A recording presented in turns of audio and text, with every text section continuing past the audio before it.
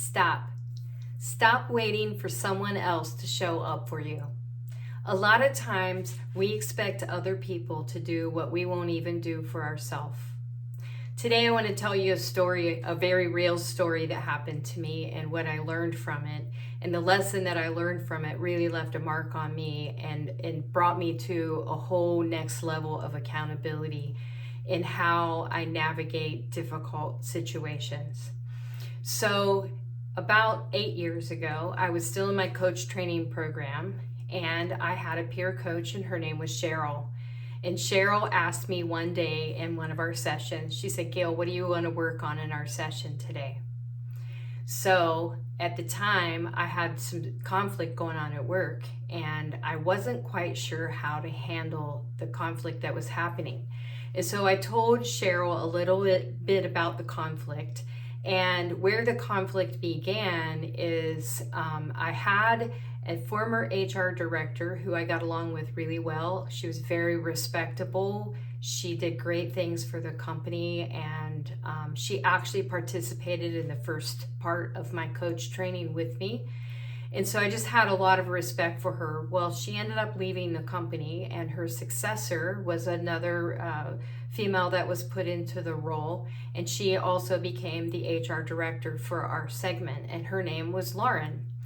And when Lauren took over the role, she struck up a friendship with one of my direct reports. And this particular direct report was one of those situations where she brought a lot of drama to the team, and I don't think she particularly liked the structural changes that had occurred. And so, but she and Lauren became very good friends, and I had a feeling there were some things going on, but I couldn't really prove it and really didn't dig into it very much and wasn't really that concerned until I saw something more. But what ended up happening is this particular direct report ended up resigning.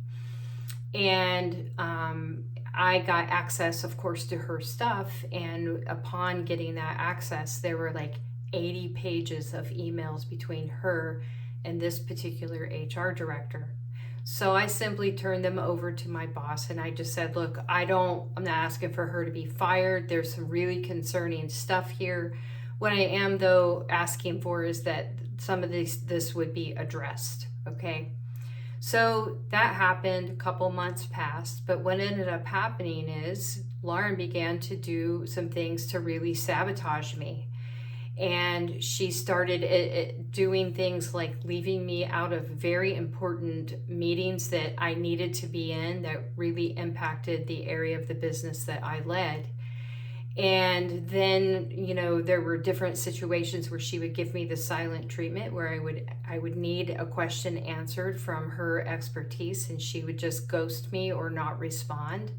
She did a lot of sabotaging of things that would occur in different meetings or exchanges. And now I understand that to be retaliation.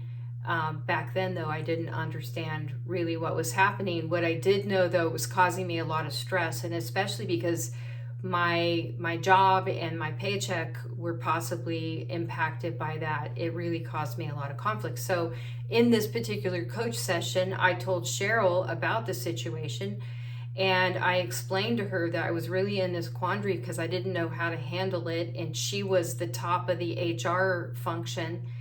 And my boss knew about what was happening, but there were a lot of political things going on. And so I was just at this crossroads. And I knew from a former experience in my relationship with the Lord, He'd made it really clear to me, like, I want you to never put up with bullying in a job role again. I'd been in a former role where there was a lot of bullying that occurred. So anyway, Cheryl asked me this magic question. She says, "Gail, what do you value more, your job or your voice?" That was a really important question for me because I had done a lot of work to really gain confidence, to show up and to use my voice.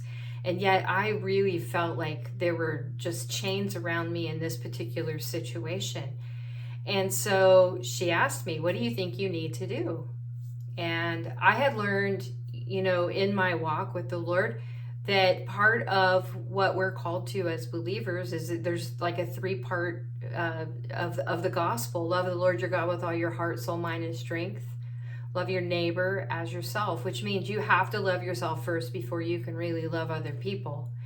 And I knew that part of loving myself, a non-negotiable, was I needed to be able to show up. And I had been hoping that my boss would show up in this situation. So it was really stressful because I really liked this boss. I was hoping that he would defend me, that he would pick up on what was happening. He wasn't picking up on what was happening.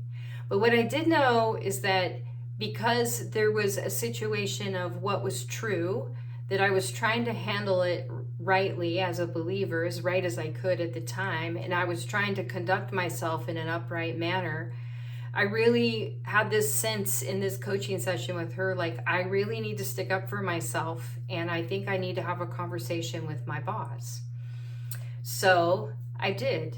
I told her what I needed to do is I needed to stand up for myself. And I had a meeting coming up later that week, and I knew that I was going to need to have a real conversation with my boss.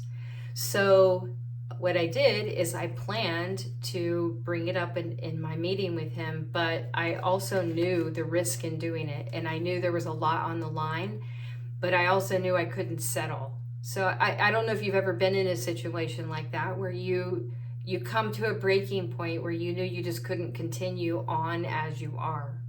And that's where I was. I was so stressed out by this and so upset by it because it was really bleeding over into my role and starting to keep me from being able to do my role. And so I just knew it wasn't something I could continue to do. So a couple days later, I have a touch point meeting with my boss. But before I went to the meeting, I actually went and packed all my things up in my office. I put them in my trunk. I grabbed my folder. I went to the touch point meeting, and I told him, I shared what had been happening. He was seeing some emails, but he didn't really know what was happening in the background. And so what I did is I said, I need to talk to you about something today. I'm really upset about this particular situation with Lauren. And I want to say up front, I'm not asking you to fix it. And I could see he was relieved. It was like, oh, good. There's not another problem for me to fix. And so, but what I said is, I want to be able to stand up for myself in this. And what I need to know is if I do that, you're going to back me. And I said, but if you cannot support me in standing up for myself, and I laid out for him all the things that were going on, and there were some significant things. I said, if you can't stand up for me, then I'm going to have to look for another job because I can't work under these conditions. I said, I knew what I signed up for when I took over on my team. I knew I had to do change management. I knew I needed to restructure. I knew that I needed to possibly performance manage a couple people out of the organization because they really weren't delivering and there was a lot of problems around their performance.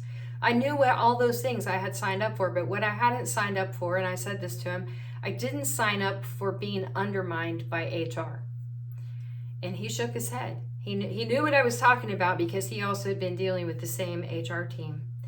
And I said, so are you able to support me as I stand up for myself, or do I need to plan to resign and look for another job? And he said, oh no, you need to stand up for yourself. I will absolutely support you in standing up for yourself. I said, I will do this professionally. And here's what I'm going to do when I leave your office. I'm going to go and I'm going to respond to the latest email that was really trying to torpedo me in something really important. And I said, I'm going to respond very professionally, but I'm going to make it really clear I'm drawing a line in the sand. And he absolutely said, I will support you. And so I did that. I left his office. I went back. I brought up the email, I hit reply all, I responded very professionally, but in a way that she knew I meant business and that I wasn't going to tolerate what she was doing any longer. And you know what happened? It all stopped. It stopped. She never did another thing after that. And I think she understood that her behavior and what she was doing was something I was not going to tolerate, and that I would address it, continue to address it if I needed to. Now, what I want to share with you, there's a couple scriptures, and I'm not trying to over spiritualize this. This is a very real thing. We all work in jobs with people. We have people in our life. Situations get really sticky, and they get us very upset and very emotionally distraught. Sometimes in a place where we don't know what to do, and we feel backed into a corner. And it's okay to stand up for yourself. It's okay to show up for yourself. Nobody is coming to rescue you. Nobody's coming to rescue me except Jesus. That's it. Nobody else is going to. And I think in a lot of instances, nobody else is supposed to. If we can't stand in our own right and speak in our own right about what is right and what is wrong, what is acceptable and what is not acceptable, how could we ever defend somebody else who is more powerless or maybe needs our help? So I'm going to read Psalm 15 real quick. It's very short. It says, "Who may worship in your sanctuary, Lord? Who may enter to your presence on your holy hill? Those who lead blameless lives and do what is right, speaking the truth from sincere hearts. Those who refuse to gossip or harm their neighbors or even speak evil of their friends. Those who despise flagrant sinners." Do you hear that? Those who despise flagrant sinners and honor the faithful followers of the Lord and keep their promises even when it hurts. Those who lend money without charging interest and who cannot be bribed to lie about the innocent. Such people will stand firm forever. Do you know that whole chapter in Psalm 15 is talking about how we use our mouth, how we speak, how we stand up for things, how we handle human matters? And a lot of times I think we're taught that being nice is better than being truthful, or being nice is better than addressing things that are wrong. Being nice is better than standing up for ourselves so that we don't experience bullying or harassment or other things that are painful. So what ends up happening is if we don't talk things out, we will act them out, and they come out so many other ways. Okay, so the last verse I want to read you is the same verse the Lord gave me when I left a very extreme bullying situation back in 2011. So it's out of Galatians 5, and mind you, before Galatians 5:1, he's talking about the difference between being a slave woman versus a free woman. It says, "So Christ has truly set us free. Now make sure you stay free. And don't get tied up again in slavery to the law." So what that means is that, people who are enslaved are dependent and they're held captive. Both of those things are not the way God made us to be. He did not make us to be dependent or to be enslaved and to be choke held from using our voice because of certain situations. So I think what I would ask you is, what do you think that you need to do? What situation do you hope somebody will come and rescue you? Somebody will come and defend you. Somebody will come and speak on your behalf.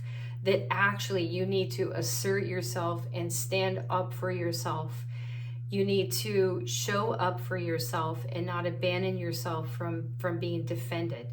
Nobody is coming to rescue you except you. And once you learn that, once you learn that you are your own rescuer, and this particular situation, I might add, tapped into something very deep in me from childhood that I didn't even know was there until I was working with Cheryl, my coach. The way she asked the question brought that to the surface for me in a way that was so liberating. I didn't even know I was waiting for somebody to come rescue me. This particular boss I had, his name was Eric. I just adored him. He was a great boss. He was so empowering. He had such great energy. I really respected him. And deep down, I was hoping he would come and defend me and rescue me the way I wanted to be defended and rescued as a child.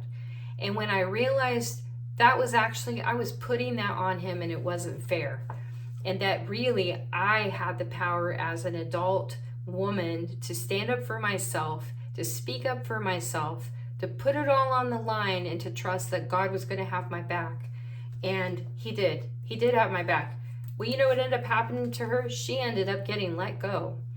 I have no idea why, but she got let go. And a lot of times, if we will take a stand, if we will be willing to own what is happening in a way where we're taking responsibility for our part and pushing back, a lot of times things like that will happen because nobody will challenge it.